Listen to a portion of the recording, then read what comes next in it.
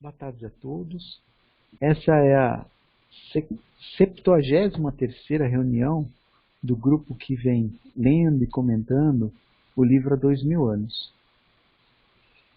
Na semana passada, a gente quase terminou o capítulo 7, né? Então falta bem pouquinho, e hoje a gente começa o capítulo 8. No final do capítulo, no capítulo 7, né, o Saul, ele acabou matando a Agripa, né, e conseguiu escapar. E o Plínio tinha saído da cidade, né, porque ele saiu com a amante dele, com a Flávia. Aí depois de assassinar o Agripa, né, o Saul foi lá falar com aquele Araxes, né, para que ele fizesse um feitiço para que a Flávia ficasse com ele. E aí eles acabaram discutindo, ele acabou sendo assassinado pelo Araxes. Então, depois disso, o Plínio, né, acabou o capítulo, o Plínio, pensando em tudo, o Plínio ele foi embora, né, e desistiu de deixar, de tentar ter alguma coisa com a esposa dele, e acabou se afastando da cidade. Eu tinha falado antes, né. Fabi, se você quiser, pode retomar a leitura, então. Quanto ao velho senador, resistiu decididamente, dentro da sua rígida estrutura espiritual, aos golpes aspérrimos do destino, fazendo da luta de cada dia o melhor caminho de esclarecimento. Viu passar os anos sem desânimo e sem ociosidade. Desde os trágicos acontecimentos em que Agripa e Saul haviam perdido a vida misteriosamente, com o abandono definitivo do marido, Flávia Lentulha tinha a saúde abalada para sempre. Na epiderme, os venenos de ateia haviam sido anulados e vencidos pelas substâncias medicamentosas aplicadas, mas a luz dos seus olhos fora aniquilada para todo sempre.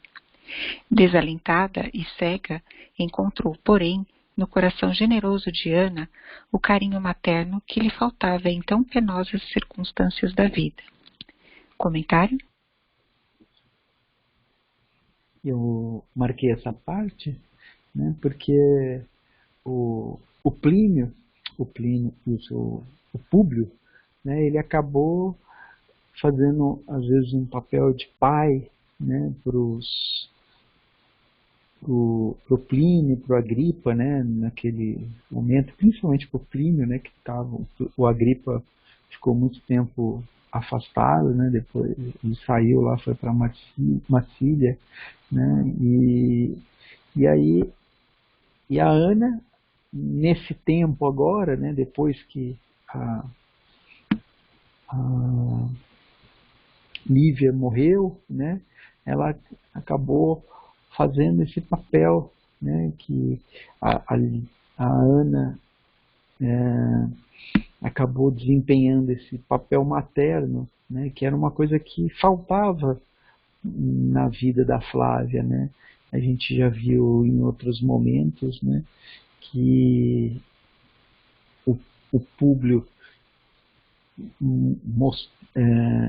criou, né, a Flávia meio com a Ana, com a Lívia meio afastada, né, e agora esse carinho, essa posição que seria da Lívia, né, acabou sendo ocupada pela Ana. Achei interessante essa parte, né, como a vida também a gente vai procurando, né, às vezes aquilo que nos falta a gente acaba encontrando esse carinho, às vezes em outras pessoas, às vezes que a gente não esperava. Era isso. Algum outro comentário?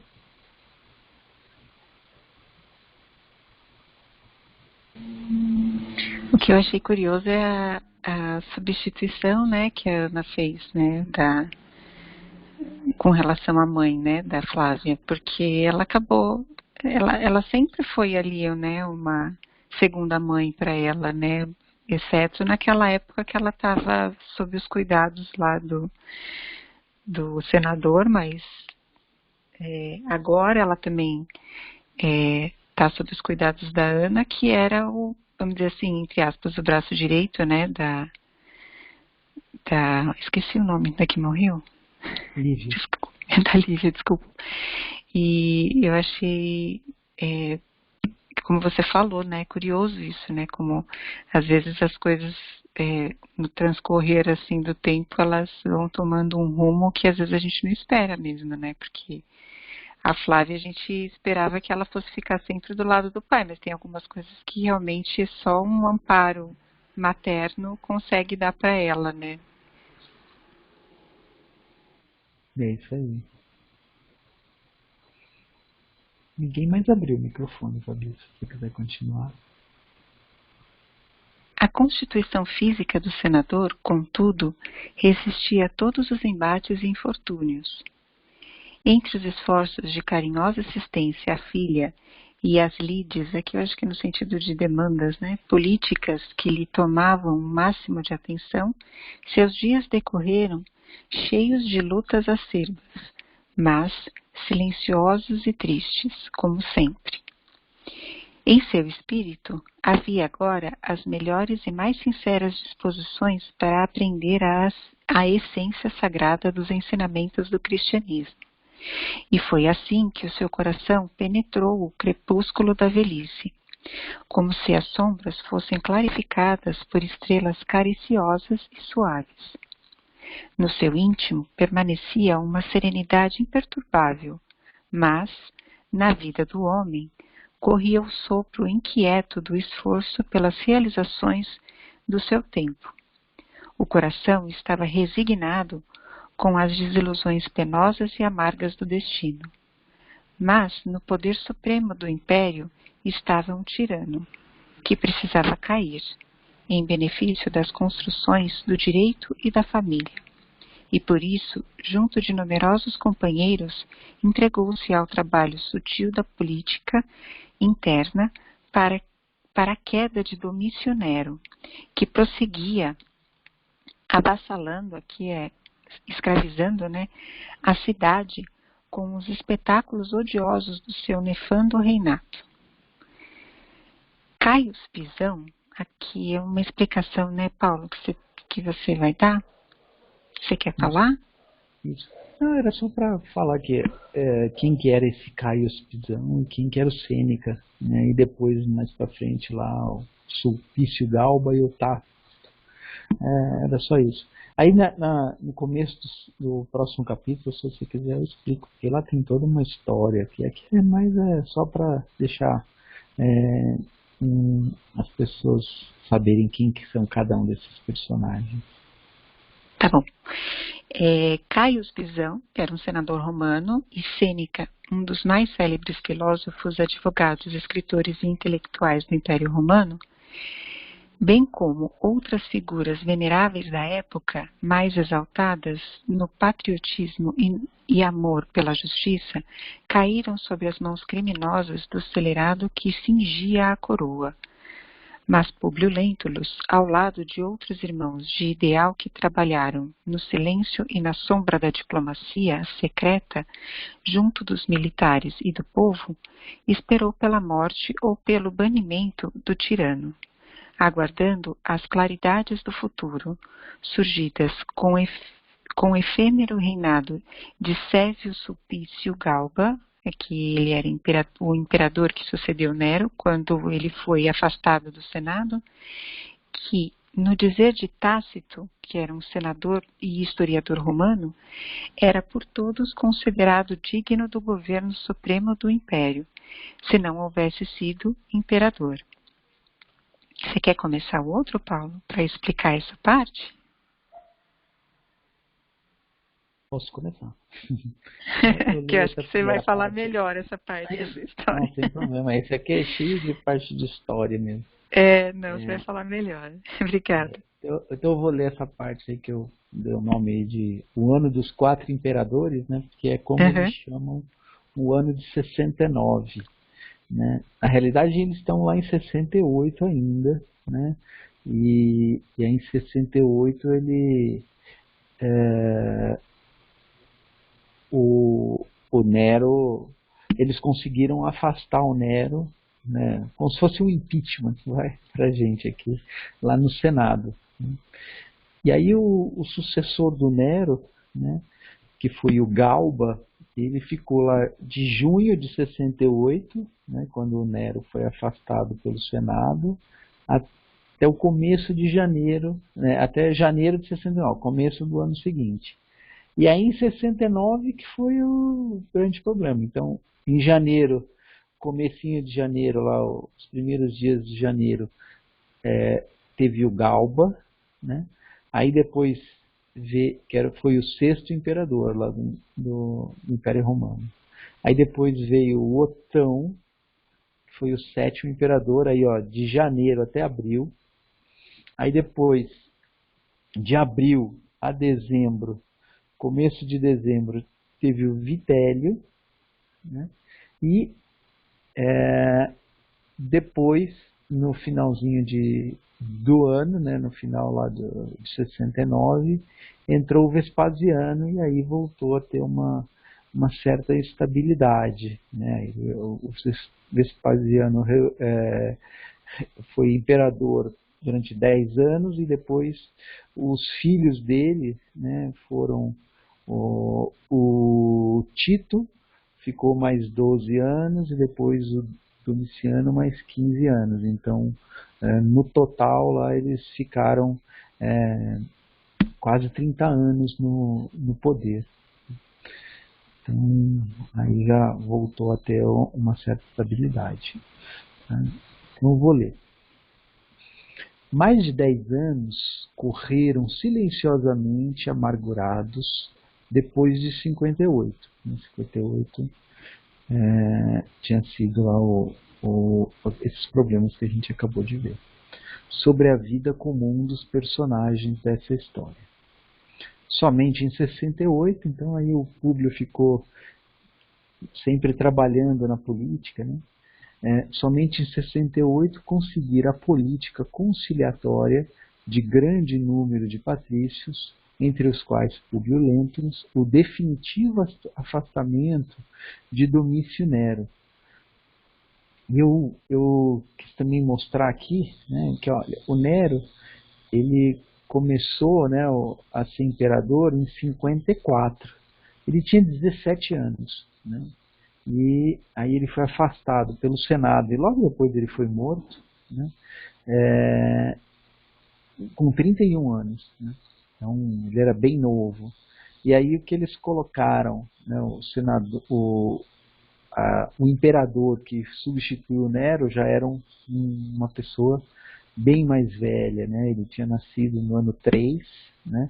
Ele era da idade mais ou menos do Públio. O Públio, eles não falam quando ele nasceu, mas deve ter sido no ano 2, né?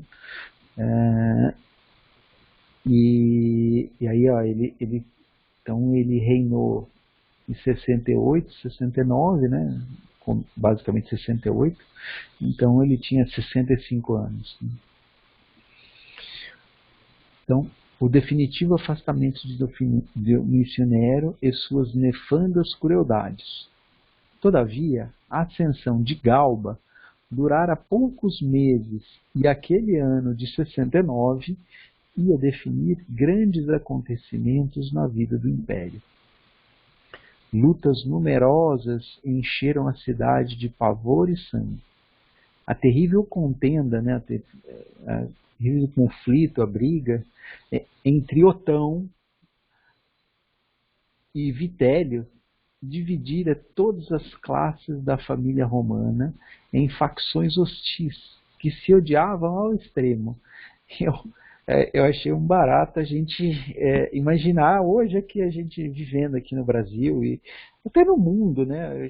O mundo está muito dividido, né? As pessoas não estão se conversando menos e brigando mais, né, ultimamente, e as posições estão muito extremadas, né, e acho que é isso que estava acontecendo lá no ano de 69. Afinal, a famosa batalha de Bedríaco dava o trono a Vitélio, que instaurou um novo círculo de crueldades em todos os setores políticos. E é interessante, né, que o Otão ele cometeu suicídio, né, e esse Vitélio, né, que ficou até o final do ano, ele foi lapidado. Lapidado é morto a pedradas, né, pela multidão. Então, eram tempos bem agitados ali. A diplomacia interna, porém, vigiava na sombra, examinando atentamente a situação, de modo a não permitir a continuidade de novo surto de extermínio e de infâmia. Vitélio apenas conservou o governo por 8 meses e dias, porque, no mesmo ano de 69, as legiões do território africano, trabalhadas pela orientação sutil dos que haviam derribado Nero e seus asseclas, proclamaram Vespasiano para a suprema investidura do império.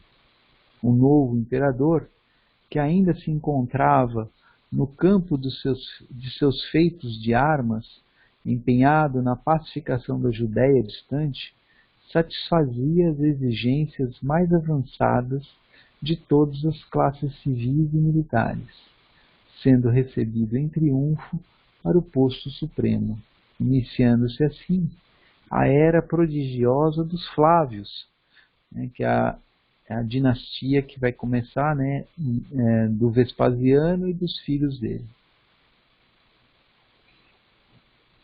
Você quer continuar, Fabi? Continuo.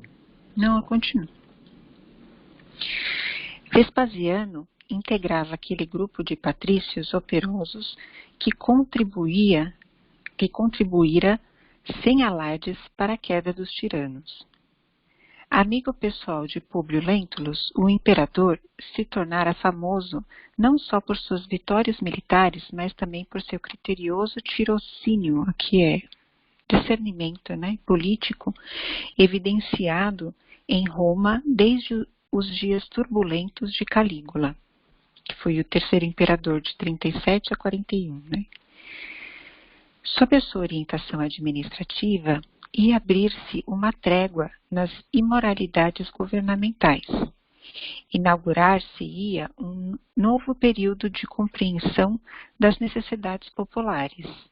E, na rota dos seus planos econômico-financeiros, o império ia caminhar para os dias regeneradores de uma era nova. Públio recebeu todos os acontecimentos com a velada alegria possível aos seus 67 anos de lutas e fortes experiências da vida. Sob a claridade serena da velhice, todavia, sua fibra moral e resistência física eram as mesmas de sempre. Dentro da perspectiva de melhores dias para as realizações patrióticas, considerava agora como bem empregado todo o tempo que roubara a filha cega. Aqui você citou Mateus. Paulo, você quer fazer alguma observação? Então, eu citei Mateus justamente por conta dessa parte que eu marquei em amarelo, né?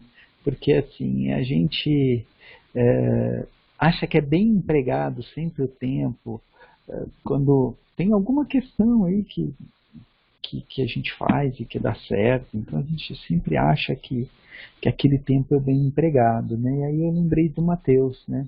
Que é, pois onde estiver o seu tesouro, aí também estará o seu coração. A gente sempre consegue justificar as nossas atitudes, né, com base naqueles valores que a gente tem, né? E aí a gente vai, às vezes isso é bom, obviamente, né, porque a gente, como você até comentou lá na lição de abertura, a gente é determinado, a gente é, né, mas às vezes a gente pode estar sendo só teimoso também, né? Então a gente precisa avaliar isso com bastante critério, né, para ver se depois a gente não vai se arrepender, né? E a única pessoa que pode fazer essa avaliação somos nós, individualmente, né? Porque só a gente que sabe todos os elementos ali, né? A gente sabe o que a gente sente, o que os outros falaram pra gente, a gente tem todos os elementos para fazer esse julgamento. Qualquer outra pessoa que for fazer esse julgamento, fazer essa avaliação, não vai ter todos os elementos para fazer isso bem feito. Era isso. Mais comentários?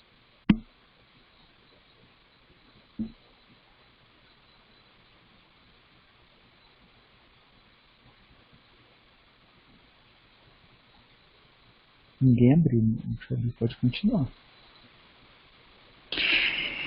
Aí eu vou continuar daqui, tá? Para atender ao trabalho do bem coletivo, e foi nesse estado de espírito, com a consciência satisfeita pelo dever cumprido, de conformidade com as suas concepções, que se dirigiu ao palácio para atender o chamado especial do imperador, que, muitas vezes, não deixou de recorrer ao conselho dos seus mais antigos companheiros de ideal. Senador, disse-lhe Vespasiano, na intimidade tranquila de um dos magníficos gabinetes da residência imperial. Mandei chamá-lo para me amparar com a sua tradicional dedicação ao império na solução de assunto que julgo de suma importância. Aí aqui você colocou uma observação, né, Paulo? Vespasiano, ele esteve em Roma logo depois da proclamação da nota do Emmanuel, é isso? Isso, está no próprio livro, a gente olha que o Emmanuel colocou, o Vespasiano ele estava lá na África, né, comandando os exércitos ali, e aí ele, logo depois que ele foi proclamado, ele veio para Roma e acabou conversando com o público. O Emmanuel mesmo que coloca essa nota.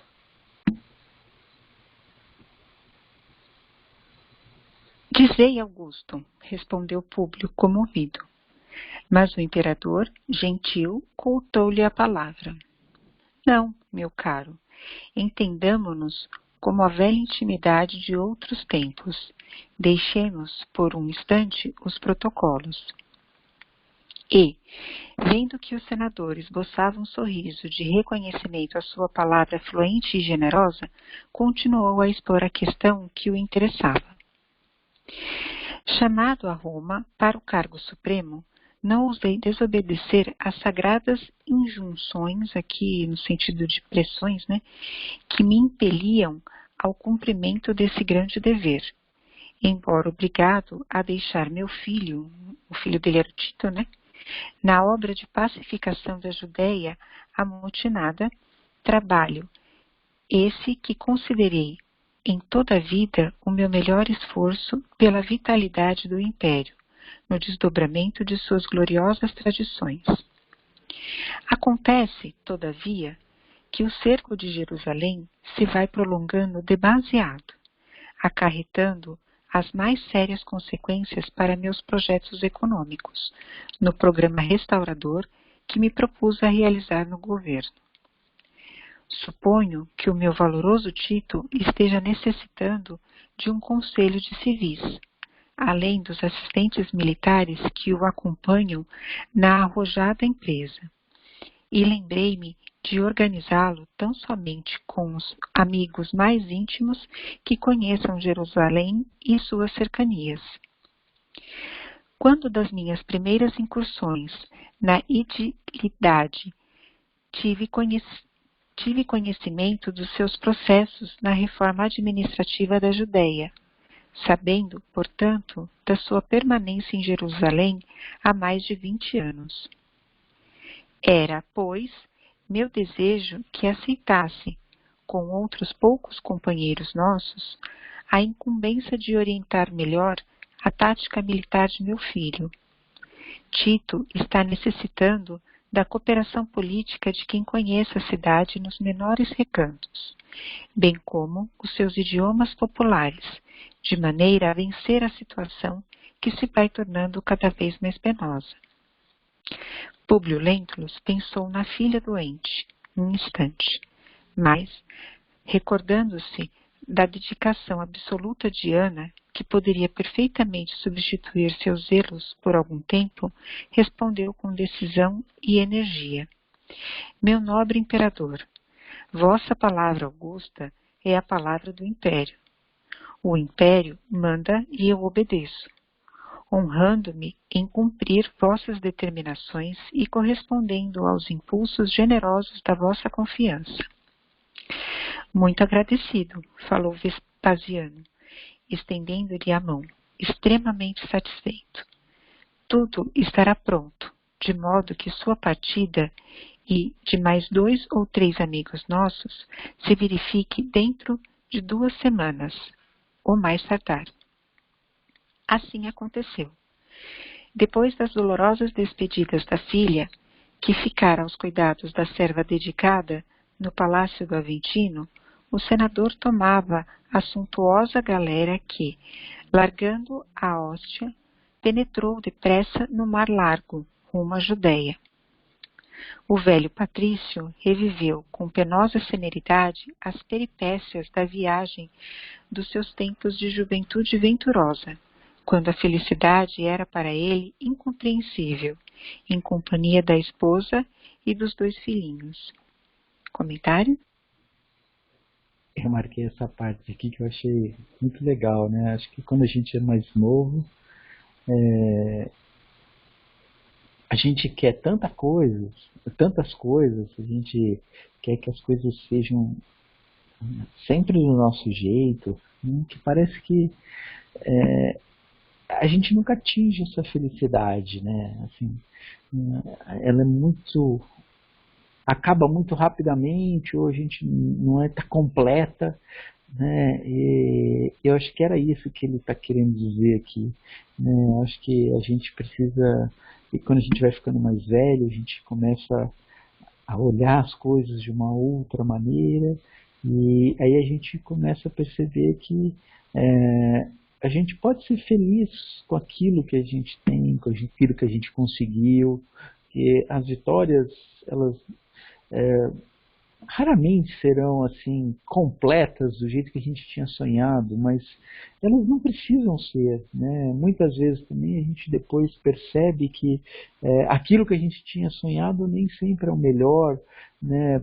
Mesmo para a gente às vezes a gente percebe em alguns momentos da vida que coisas que a gente não queria que acontecesse, aconteceram na nossa vida e que no fim aquilo lá foi bom para a gente. Então acho que é toda essa questão, acho que veio na cabeça dele, né? A gente pode fazer a nossa vida mais simples se a gente começar desde mais cedo, né, começar a dar mais valor para essas pequenas coisas que a gente consegue fazer, que a gente sente prazer, né? Era isso. Mais contatos? Eu acho que é aquela parte da gente olhar para trás e falar, nossa, eu era feliz e não sabia, né? Eu acho que nessa parte aí, o Paulo, eu acho que ele olha para trás e diante do cenário que ele tem agora, né, ele vê que realmente ele já tinha uma vida feliz ali, né, com a mulher, com os filhos, né, e eu acho que também me remeteu a esse episódio aí que você falou, de às vezes a gente querer alcançar alguma coisa, mas às vezes a gente já está querer alcançar uma felicidade, mas às vezes a gente já está ali no nosso momento, né, de felicidade, a gente não sabe, né, a gente quer sempre mais, né? É isso aí. Ninguém mais abriu. Sim, A pequenina figura de Marcos, o filho desaparecido, parecia surgir novamente aos seus olhos, sob a auréola de radioso e santificado enlevo, que é encantamento, né? Um dia, em Carfanaum, levado pelas palavras caluniosas de Sulpício Tarquínios, duvidou da honrabilidade da mulher, acreditando, mais tarde, que o rapto da criança fosse uma consequência da sua infidelidade.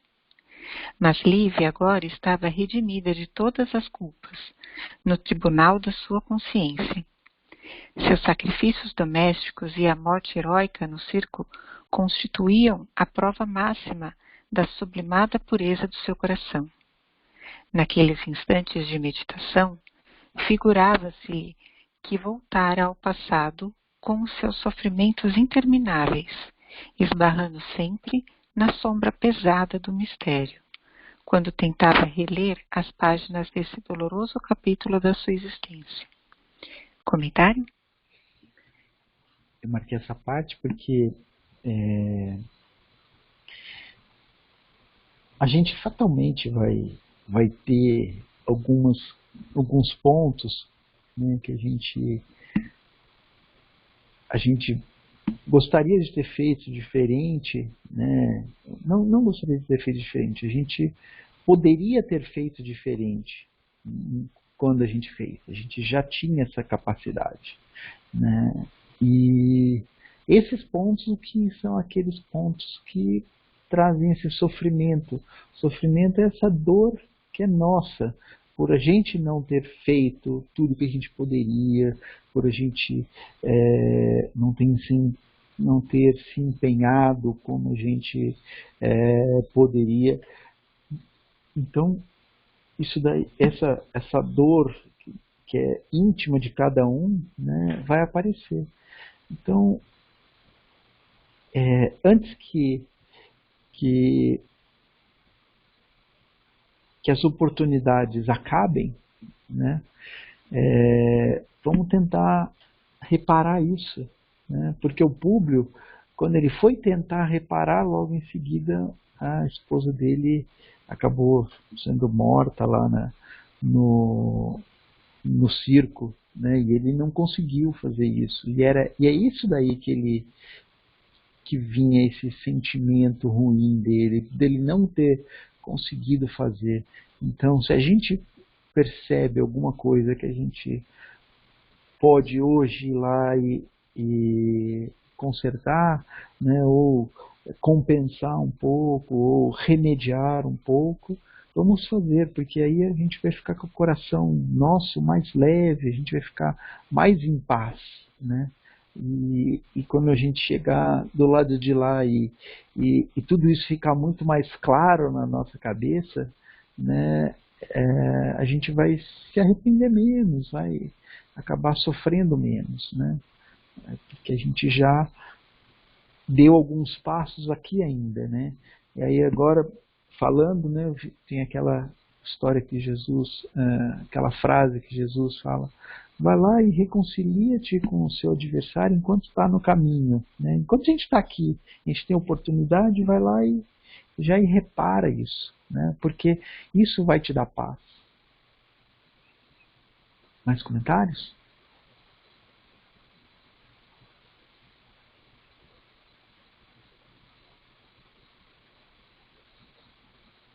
Pode seguir, Fabio. Os abismos insondáveis, aqui acho que é incompreensíveis, né? E desconhecidos.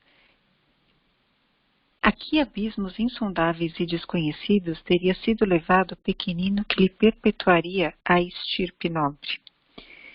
Suas emoções paternais pareciam alarmar-se de novo, depois de tantos anos e tantos padecimentos em família.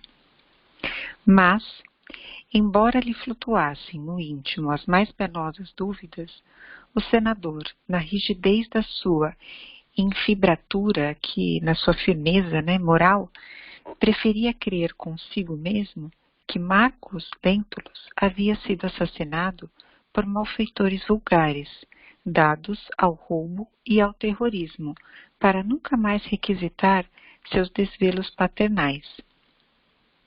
Assim quereria crer, mas aquela viagem afigurava-se-lhe uma análise de suas lembranças mais queridas e mais pungentes. Comentário? Tem momentos na nossa vida que a gente acha isso, né? As coisas acontecem e é aquele momento em que a gente acaba lembrando de muitas coisas que a gente achou que estava, que a gente já tinha esquecido, né? E que ficaram perdidas no passado, né? Então, se aparecer essas oportunidades nas nossas vidas, vamos aproveitar, né? Que as lembranças surgiram e essas lembranças acabam sendo coisas que, se a gente lembrou agora, né? Quando a gente chegar do lado de lá, fatalmente a gente vai lembrar. Então, vamos trabalhar já nisso, né? Acho que é o complemento da, da, da, da observação anterior que eu fiz. Era só isso. Se aparecer essa oportunidade, vamos aproveitar, né, para trabalhar nesse sentido. Trabalhar o sexto sentido, né, Paulo? Também. Porque esse sexto sentido vai aparecer, né? A gente já sabe. Se a gente não trabalhar agora, a gente vai trabalhar depois. Sim, com certeza. E depois vai doer mais. Porque depois pode ser que não dê tempo de arrumar a casinha, né? Ninguém mais abriu. Pode continuar.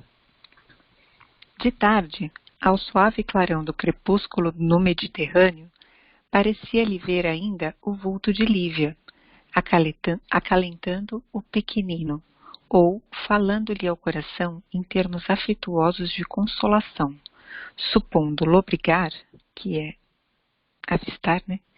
Igualmente a figura de Comênio, o servo de confiança entre os subalternos e escravos.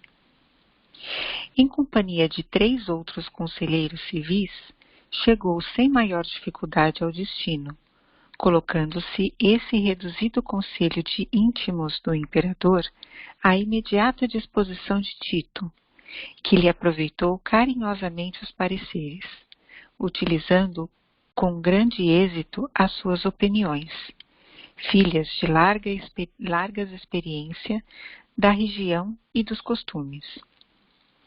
O filho do imperador era generoso e leal para com todos os compatriotas, que o consideravam como benfeitor e amigo. Mas, para os adversários, Tito era de uma crueldade sem nome.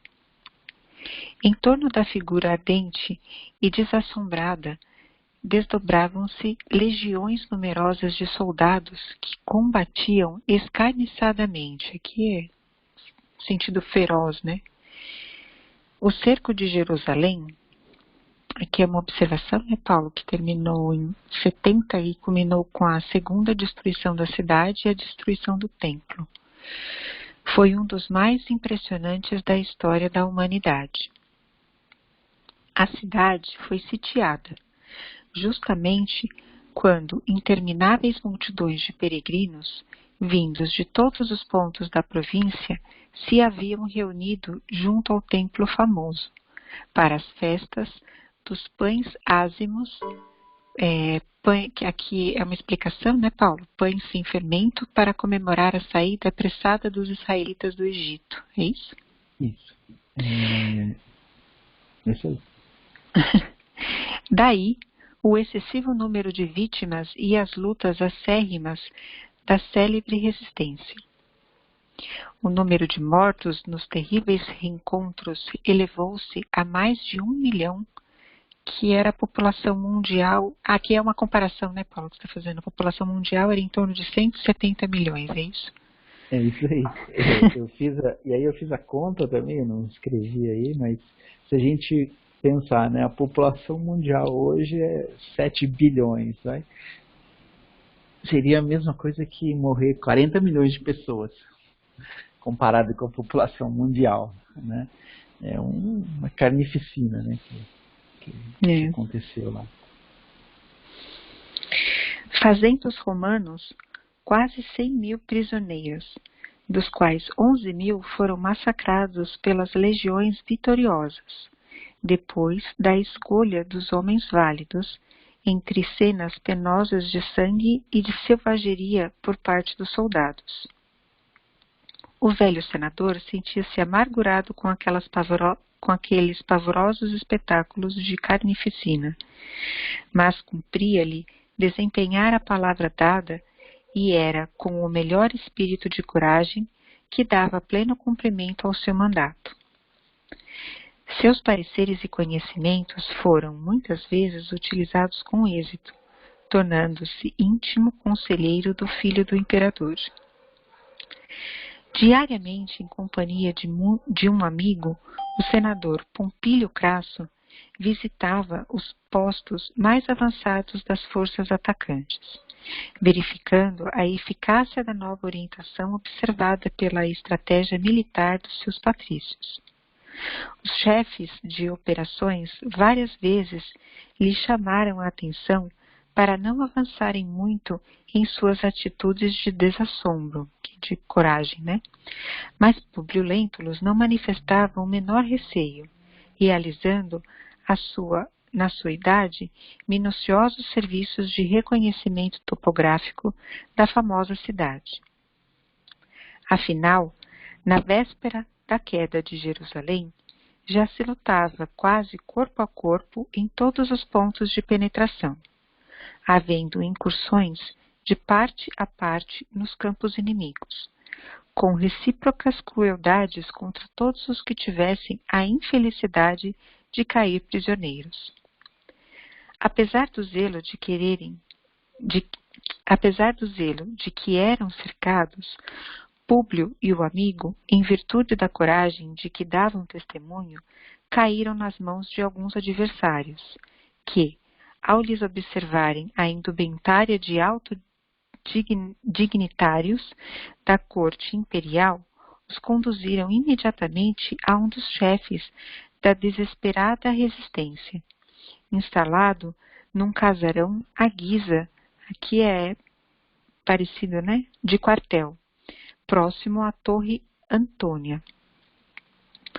Públio Lentulus, observando as cenas de selvageria e sangue da plebe anônima e amotinada, que exterminava numerosos cidadãos romanos sob as suas vistas, lembrou a tarde dolorosa do Calvário, em que o piedoso profeta de Nazaré sucumbira na cruz, sob a vozeada terrificante das multidões enfurecidas. Enquanto caminhava, tangido com brutalidade e aspereza, o velho senador considerava igualmente que, se aquele momento assimilasse a sua morte, devia morrer heroicamente, como sua própria mulher, em holocausto aos seus princípios, embora houvesse fundamental diferença entre o reino de Jesus e o império de César. A ideia de deixar Flávia Lentulus órfã do seu afeto preocupava-lhe o íntimo. Todavia, ponderava que a filha teria no mundo a dedicação generosa e assídua de Ana, bem como o amparo material da sua fortuna. Comentário? Eu marquei essa parte, porque ele tinha aparentemente aí a total consciência de que ele não estava na mesma posição da Ana, da Lívia, da mulher dele, mas se ela conseguiu manter a serenidade naquele momento, ele devia fazer a mesma coisa, porque às vezes a gente não mantém essa serenidade nessas horas extremas, e essas horas extremas elas não podem ter, acho que talvez esse caráter assim, porque ela não é extremo, a gente não vai morrer efetivamente, a gente tem que colocar isso na cabeça, a gente vai mudar, então no dia que a gente precisar mudar de cidade, porque o emprego da gente mudou, porque alguma coisa aconteceu na nossa vida, a gente não vai ficar desesperado, Pode ser que a gente não goste? Pode, né? Mas não é motivo também para esse desespero. Então, acho que no momento que a gente for, que o nosso corpo for morrer, né, a gente também não pode ter esse desespero. Acho que isso é uma coisa importante para a gente ir colocando na nossa cabeça diariamente, né, para se um dia, o dia que chegar, né, a gente chegar nesse momento, talvez a gente consiga lidar com aquilo de uma forma mais serena, né? E se a gente já conseguir, a gente lidar, né?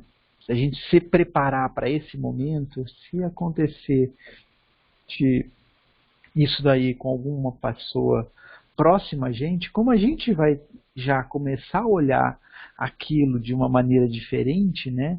A gente, pra gente, né? A gente vai acabar entendendo que para os outros é a mesma coisa, né? É um momento, é uma passagem, é uma viagem, é uma mudança, né? E nada mais do que isso. E que, assim como numa viagem, numa passagem, numa mudança, a gente acaba deixando pessoas queridas, né? Daqui a pouco a gente encontra aquelas pessoas novamente, ou a gente vai encontrar outras pessoas que fizeram essa mudança, essa passagem antes da gente. Então, como eu gosto sempre de brincar, né, a nossa vida é essa constante separação, né, e juntar novamente, né? Então a gente acaba se separando de alguns e se juntando a outros, né? E a gente tem que se acostumar com isso, né? Tem que ser uma coisa um pouco mais natural, né? Normalmente a gente coloca uma, um, um, um peso excessivo nesses momentos. Comentários?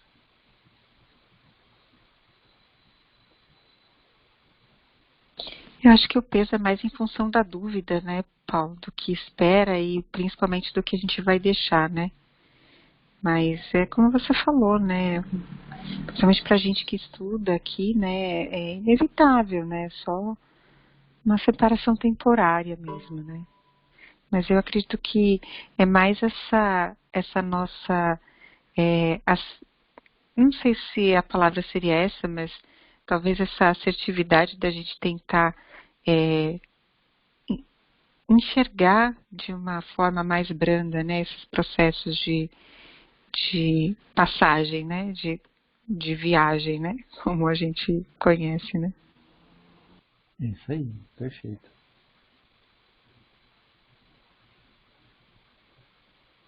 Ninguém mais abriu o microfone. Pode continuar.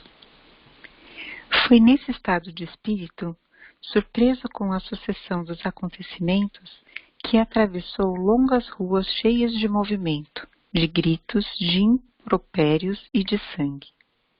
Jerusalém, tomada de assombro, mobilizava as derradeiras energias para evitar a ruína completa.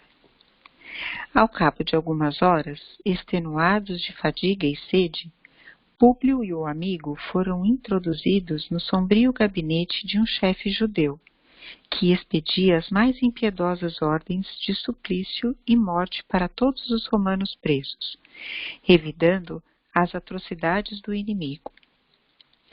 Bastou que Públio fitasse aquele velho israelita de traços característicos para procurar sofregamente uma figura semelhante ao acervo de suas lembranças mais íntimas e mais remotas. Não pôde, porém, de pronto, identificar aquela personagem.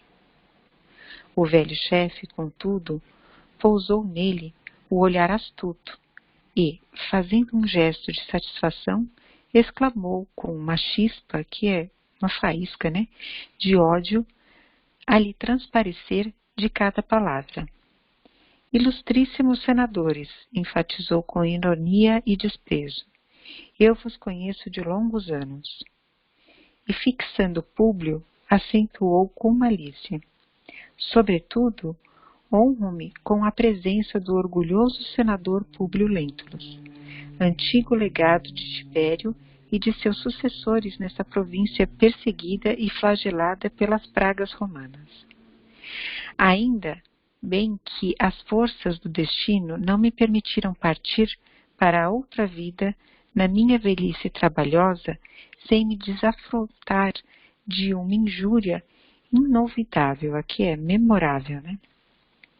Avançando para o velho Patrício, que o contemplava supinamente, que é em demasia, né, surpreendido, repetia com insistência irritante: "Não me reconheceis?" O senador, porém, tinha o semblante a evidenciar o seu penoso abatimento físico em face daquela rude provação da sua vida. Debalde, inutilmente, né, encarava a figura franzina e maquiavélica de André de Gioras, agora com elevado ascendente nos trabalhos do templo famoso, em vista da fortuna que conseguira amealhar, que é juntar, né?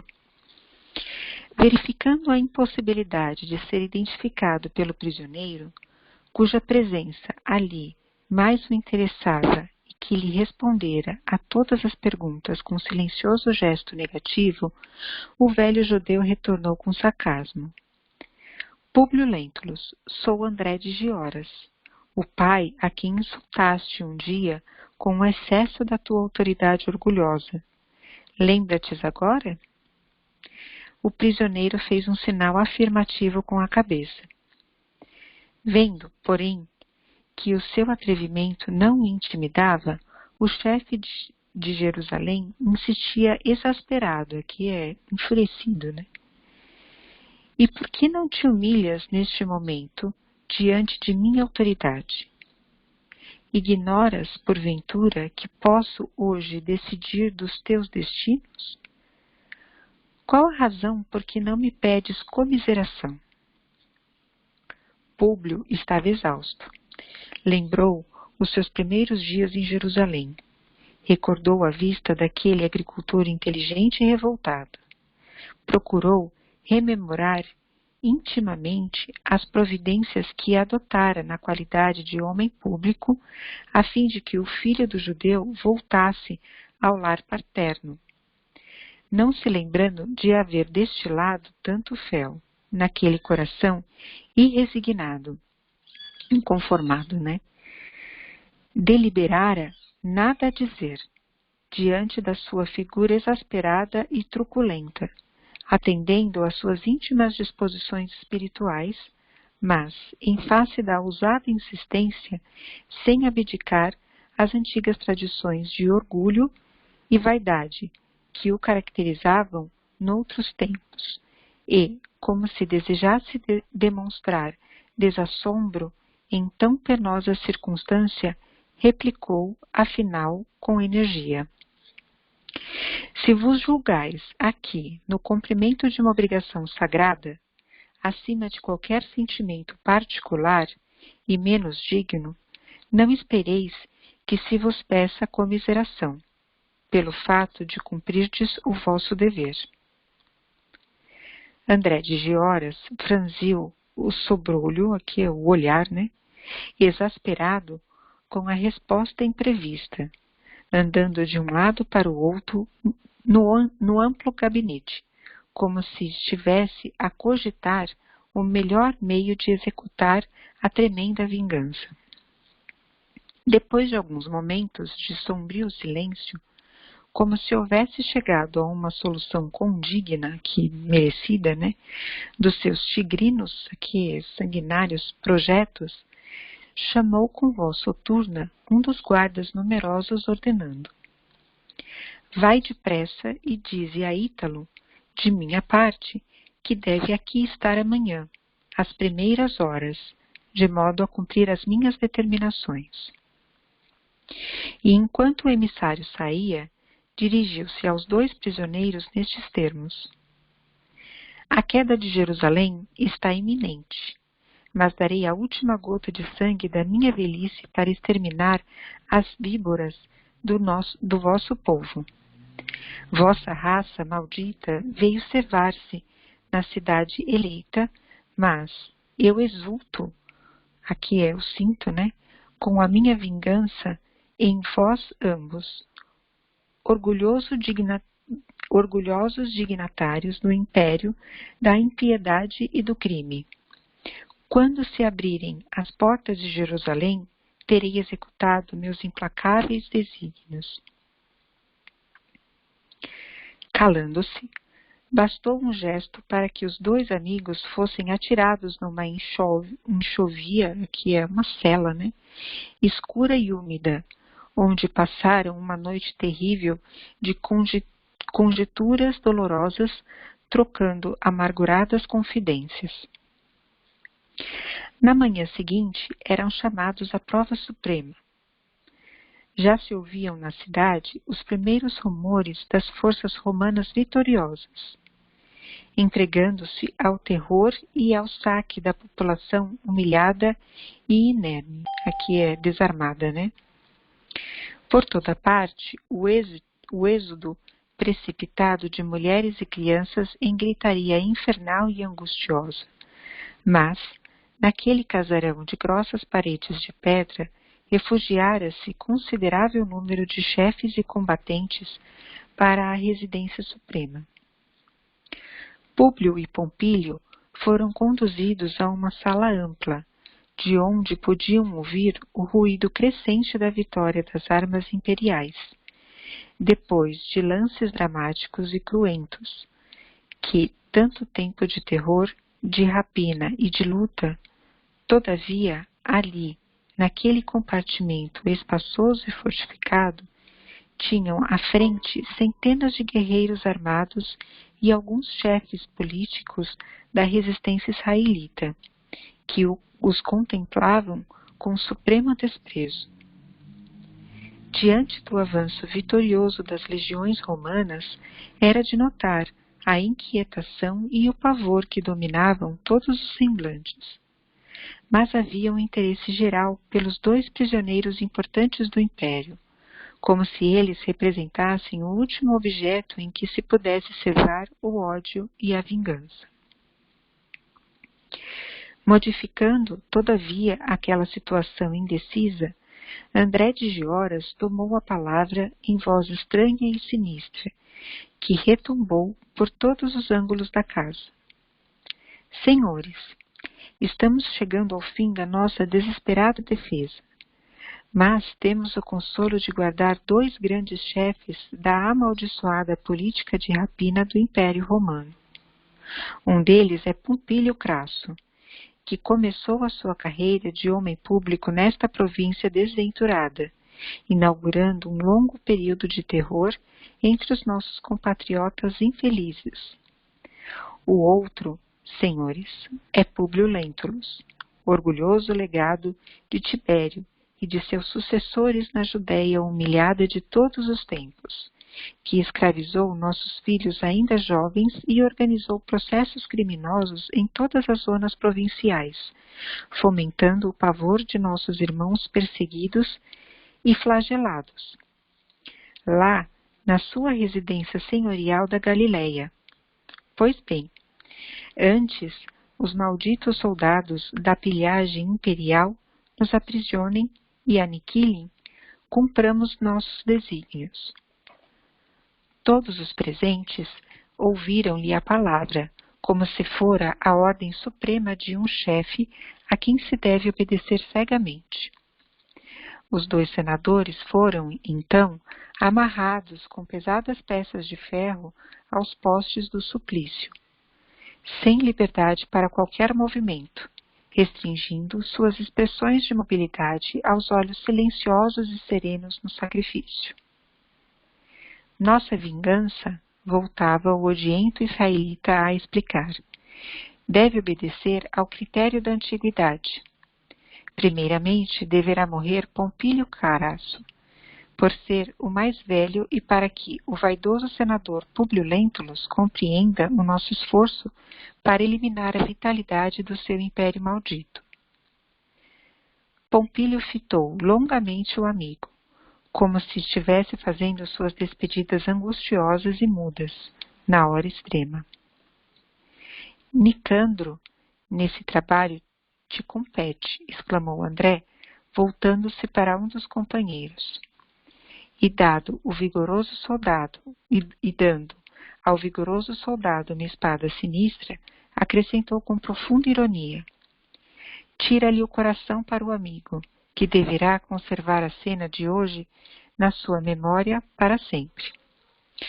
Quer falar sobre essa parte, Paulo? Quero. Essa parte é um trecho desse livro aí, ó, Mandato de Amor, do Chico.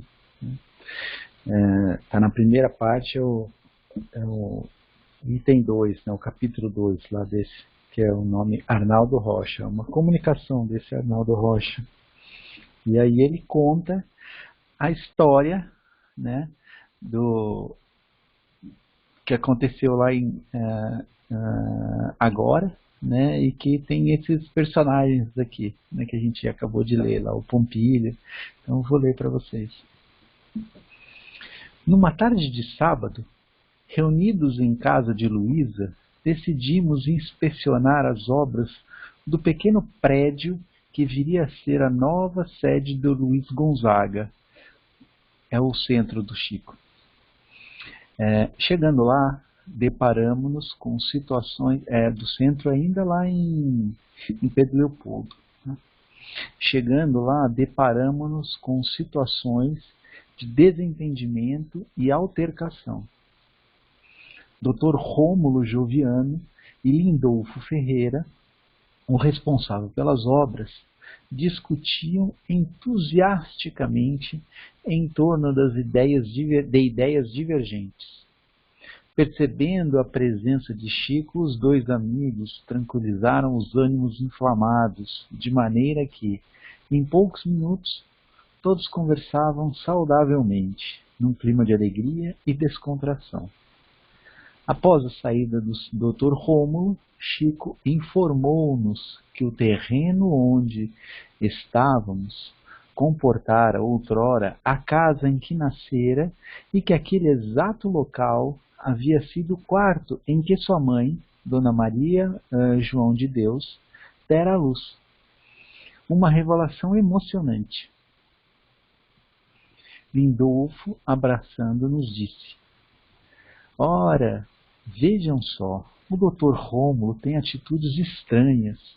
Será que pensa estarmos ainda no cerco de destruição de Jerusalém?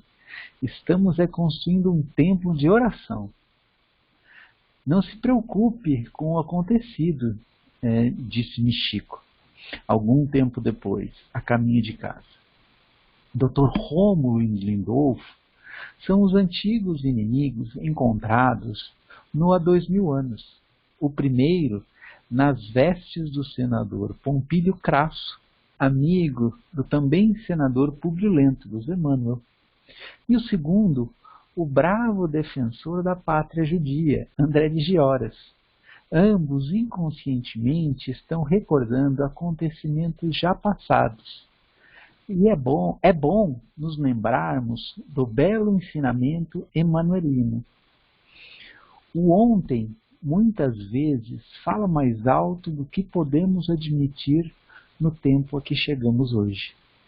É por isso que em determinados estados da experiência física atual, ao nos envolvermos ou não em desarmonias mentopsíquicas e emocionais, permitimos que se nos aflorem das criptas da inconsciência cenas, fatos e sensações de existências passadas, que nos levam a atitudes não condizentes com os padrões estabelecidos e criados pela personalidade atual. Ensinesmada, procurava guardar a lição de Chico, aprendendo o sentido profundo que suas palavras encerravam. Eu achei fantástica essa lição. E olha, esse livro, eu esqueci, quando eu pesquisei, eu olhei lá e agora esqueci, mas é da década de 80, né? Já é a parte final, né, dos livros que o Chico estava trazendo. E esse é um episódio que aconteceu na década de 50. Esse centro Luiz Gonzaga, se não me engano, ele foi, se bobear, no começo da década de 50. Então, assim, é mais de 30 anos depois. Provavelmente os dois já não estavam mais encarnados quando o Chico trouxe essa mensagem, né, aí do Arnaldo Rocha, né, essa lembrança dele, né, e que aí ele escreveu, né, o que o Chico tinha dito para ele. Então, e eu achei que essa coisa é interessante, né, às vezes a gente está fazendo alguma coisa e aquilo lá mexe com a gente de uma forma que a gente não consegue explicar, né? E talvez seja isso, algumas lembranças do passado, né, que estão pipocando nas nossas cabeças aí. Eu achei legal. Alguém quer fazer algum comentário?